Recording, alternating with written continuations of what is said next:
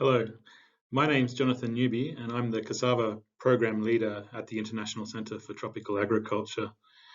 Thank you very much for the invitation to present some work to you this morning, trying to understand cassava value chains and policy and why it's important that whilst we're doing our other work in the cassava production system, it's still important to understand some of these drivers. Many of you may be familiar with CEAT, and recently we had a merger with the Biodiversity International.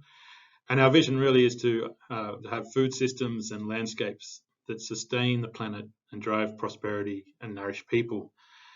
For cassava, this is really in Southeast Asia is about improving incomes and value chains.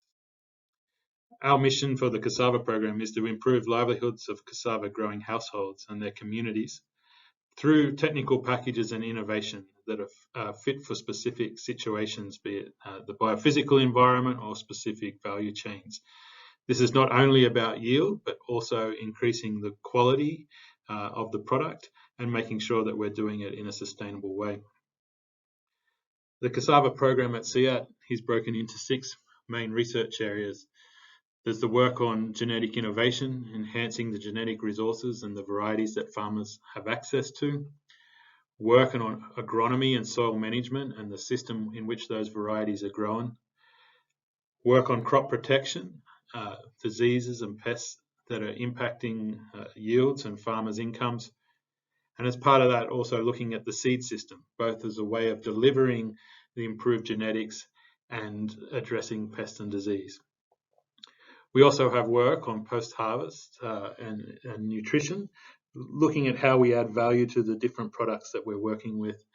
And finally, more about the topic of discussion today is understanding cassava value chains, markets and policies, and how they influence the adoption and scaling of the different technologies that the teams are working on. Our team works together as a unit around specific problems, so we try to meet and discuss very closely the interrelationships between those. The program works at different scales, really trying to understand what's happening at a global or markets or policies and how that influences decisions at a local value chain and policies at a country or province level. And then really looking at how households respond to those incentives, so the whole farm system and off-farm systems. What are the trajectories of those household livelihoods and farming systems? We then look at the economics and agronomic impacts at the system or farm level, the plot level, how do we increase yields, improve sustainability, and then of course there's the work on breeding activities at the plant level. So after we try to understand those and where systems and opportunities are going, we implement through different innovations. We use this approach in all our work to try and look at the different scales. At the moment, some of our main work in Southeast Asia is addressing pest and disease, specifically cassava mosaic virus and cassava witch's broom disease. And we still have this first objective to understand markets, value chains and policies to ensure the activities that we are investing our resources into are going to be adopted and scaled sustainably and not finished when projects end. This is a regional project and we thank CATAS for their involvement as a key partner in that work. In terms of cassava value chains, the evolution of the whole industry in Southeast Asia has always been very linked to policy. So outside our cassava community, not many people understand, but we have a multi-billion-dollar global commodity that Southeast Asia really makes up the majority of the supply. On the demand side, there's been changes through time. Of course, the real development of the industry back in the 70s and 80s came about due to that policy distortion in Europe, where feed mills were importing cassava chips instead of using domestic grains based on that policy. And then that policy was changed, and all of a sudden that market for Southeast Asian cassava chips disappeared. And there was a few things that happened. Firstly, the starch revolution and the improved varieties with high starch content created new opportunities. And of course, there's a lot of economic growth in East Asia, especially China as well, which reoriented the markets. Again, a lot of policies in China and other countries influence that competitiveness of cassava in those markets. So through time, we've seen different countries start to produce cassava at commercial levels. Initially, Indonesia was the largest cassava producer in the world. An area there has been declining over time, particularly where it competes with other crops. The original boom in Thailand to meet that European market, and then more recently with the demand in China, really Cambodia and Laos filling the excess demand. In terms of that demand, when we look at the cassava market, cassava has to compete against substitutes in applications. So I've divided into four main groups of applications. Firstly, there is still the direct consumption for food and on-farm utilization in Asia, but this still has to compete against other purchased alternatives, be it rice for consumption or other purchased feed to feed ruminants and monogastrics. So in that second area, these are global markets where cassava chips need to compete with other forms of carbohydrate, be it for animal feed or ethanol. So things like maize and sorghum, wheat, molasses, and of course in the energy sector, oil and gas. The third section is areas where cassava still largely competes against other crops on price.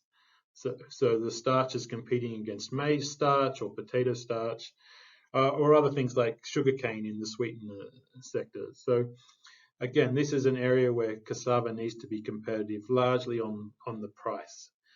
Of course, the co-products, be it feed residues or protein, they come into that equation of whether cassava is going to outcompete an alternative. The fourth area is where cassava starch is really trading with its functional properties.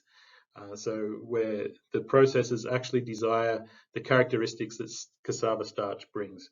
And this is a growing area where consumer preferences are changing. We have the clean label segments, gluten-free segments, non-GMO segments, where consumers are now more discerning about the products they're consuming.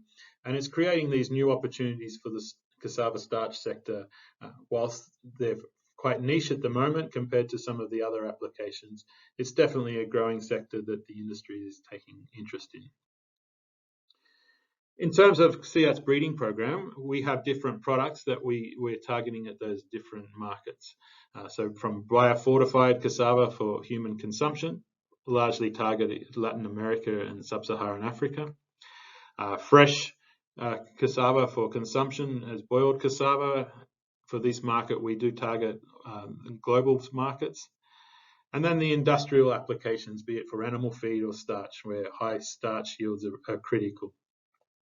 And as I mentioned, some of these starch specialties are becoming increasingly important, and we do have a breeding pipeline for those. And you can see all the major ingredients companies and starch companies now are promoting cassava starch as this niche product with clean label applications, with non-GMO. And so I think you will see over time a lot more differentiation in the starch market and opportunity for smallholders to be linked into these markets. One thing is that at the current utilization in Thailand of starch, a large percentage is used in sweeteners and MSGs, things where you really need to compete on price. When we look at Thai exports, 99.5% of the cassava chips that Thailand exports are going to China. And when we talk about starch, it's much more diversified, but still over 50% of starch from Thailand is going to China. and then the next countries, Southeast Asia and East Asian countries. So what's happening in Asia is really determining the demand for cassava starch. Moving to Vietnam, again, exports have been over $1 billion for some time, or slightly below. But the market here is even more oriented towards China. So it's now largely cassava starch exports, and around 90 to 80% of that is going to China. So again, what's happening in China in terms of economic development and policy really influences the demand for cassava in Southeast Asia. We can see this when we look at what's happening in cassava prices, and I always keeping a track of what's happening in maize prices in China and how that influences the cassava price. So for a period, China had a floor price in the maize floor price, and then at this time here, that floor price was removed, and we saw maize prices in China decline. We then saw the cassava price follow that decline down, and cassava prices in Southeast Asia got to a very low level as the demand from China for chips and starch started to change. Now, more recently, we've seen maize prices globally and in China increasing significantly, and cassava prices have followed. This data is a little bit out of date, so cassava starch prices are about $525 a tonne FOB Bangkok at the moment.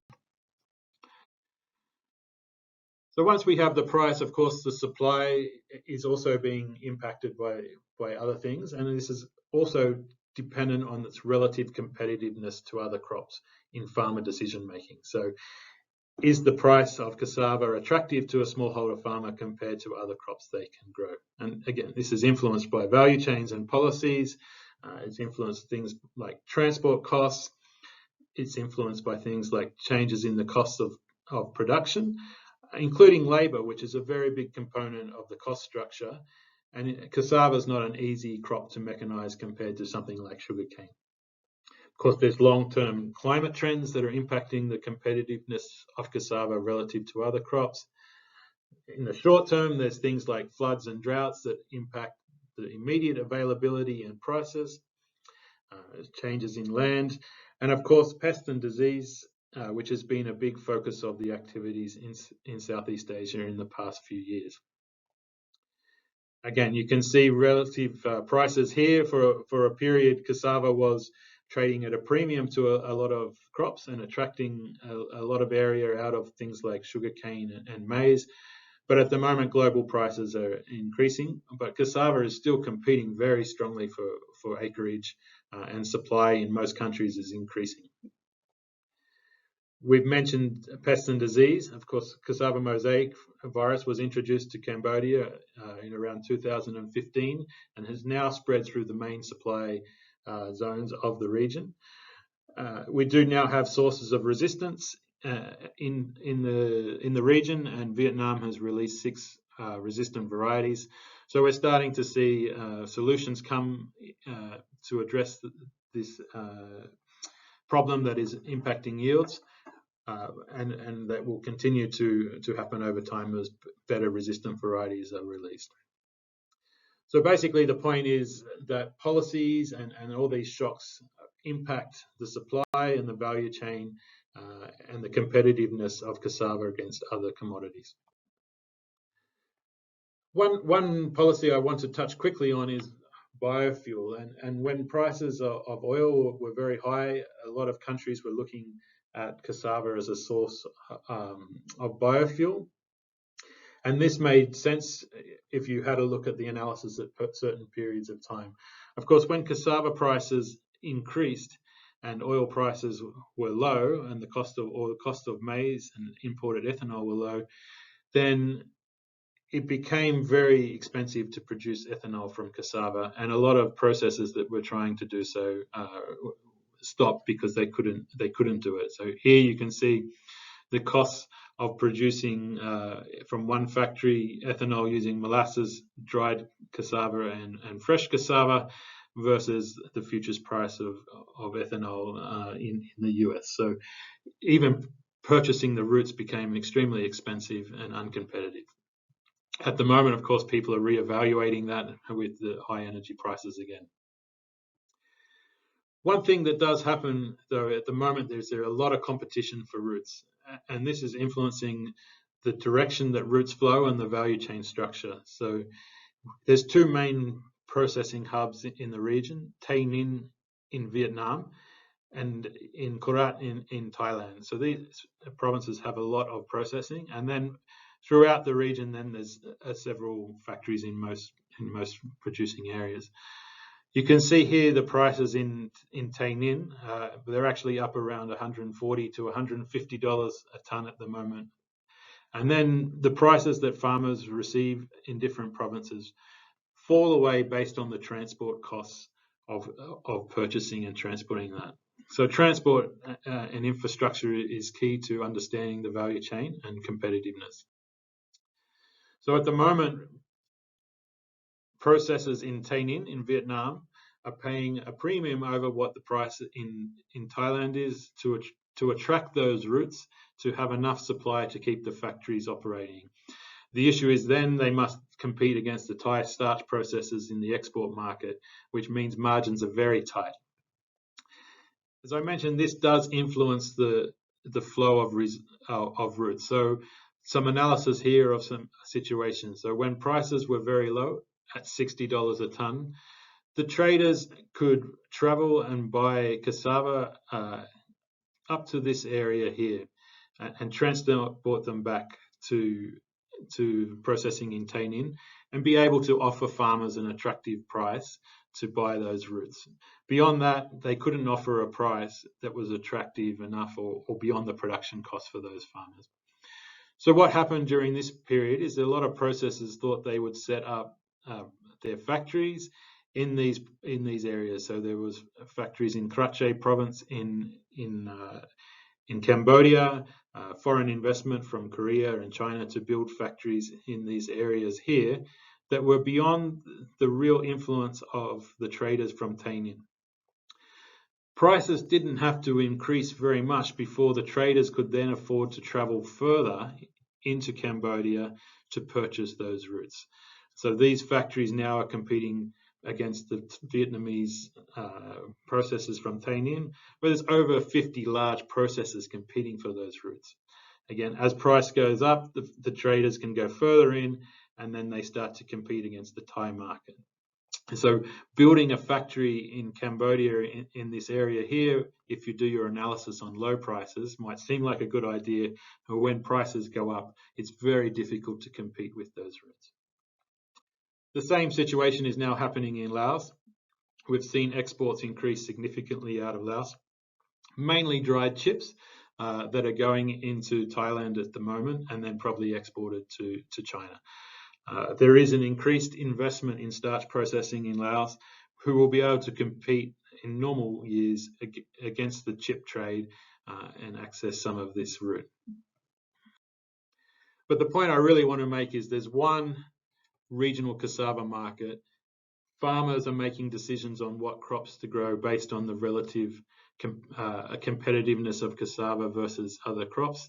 At the moment, farmers are removing even some long-term investments to grow cassava, like coffee or cashews, because the price is so attractive. But roots and chips are flowing through the region. Stem cuttings are flowing through the region, bringing new varieties, but also disease, which we've seen cassava mosaic disease spread very quickly through the region based on the interconnectivity of these markets. There's capital, technology, and of course labor flowing between these countries. When you do get down to that local level, the details in here are not important, but the structure of that market really influences the connectivity between a processor, the traders, and farmers. So in this case in Laos, in Pak Lai, this is a factory investment from China, and they're largely the only processor for starch in that area and work with traders to access farmers. So they have a much more direct flow to connection to farmers compared to, say, in that area in Vietnam where there's 50 processors. In other cases, there's multiple starch processors, but you can never get away from the dried chip market being an alternative. So whilst if this processing company does invest in farmers, they have a high chance of getting those roots back. If they're not offering an attractive price, farmers will start to sell to chip processors or make their own chips and sell into that market. But there is greater opportunity to work with processors here to try and get technology and improve practices to farmers versus this case here where if a factory invests in farmers, there's no certainty that they will get the product back, and contract farming really hasn't worked to solve this problem.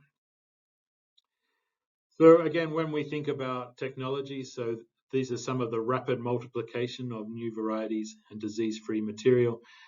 Understanding that incentive for different value chain actors to link with farmers is critical to understanding, is there a sustainable investment case for a company or a trader to invest in some of these infrastructure to multiply clean material?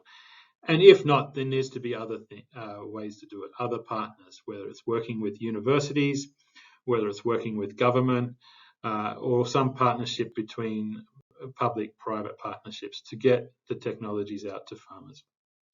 Because the key thing for us is that cassava is grown by smallholder farmers, and especially the poorest households in communities are the ones that are most dependent on cassava. So if productivity falls because of a disease, it really is those poorest farmers who are dependent on that. So you can see here, this is a case from a province in Laos, that the poorest households, over 70% of their cash income was coming from cassava. The other big component is off-farm income. And of course, COVID has really impacted that proportion of people's livelihoods, as I'm sure it has in China.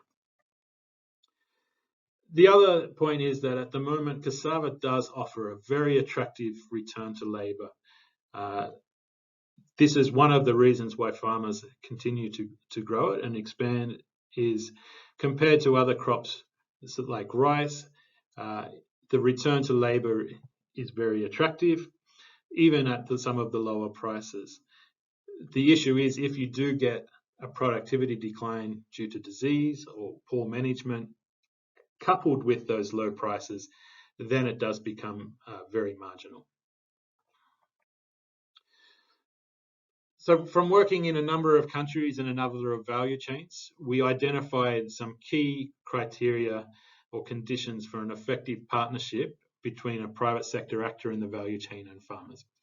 The first one was to have technologies that farmers are interested in and can adopt without a whole lot of continuing research needed.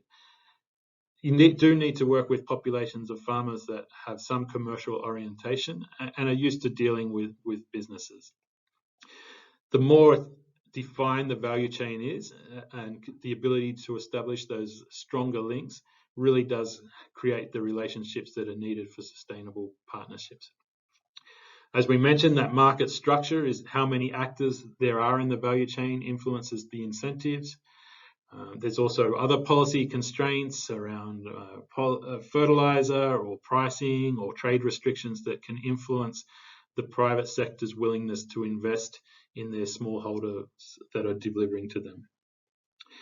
One thing is, though, there are a lot of transaction costs with working with smallholders. Depending on the technology, some level of independent knowledge broker, be it a public agency or a university or a development project, is often needed to be the catalyst to develop those relationships.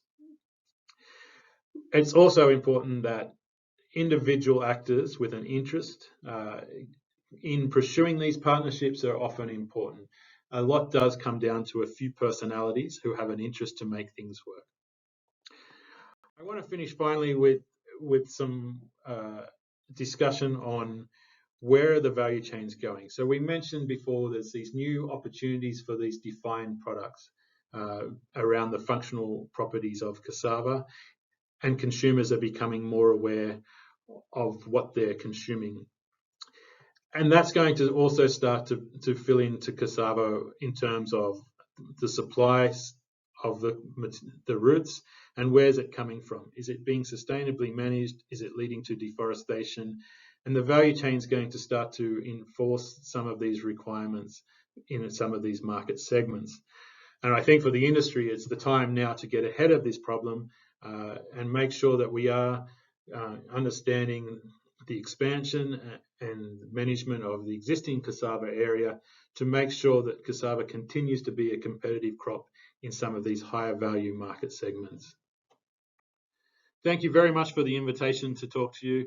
I'm looking forward to when the COVID travel restrictions are finished and we can meet in person. I wish you all the best for the rest of the conference. Thank you very much.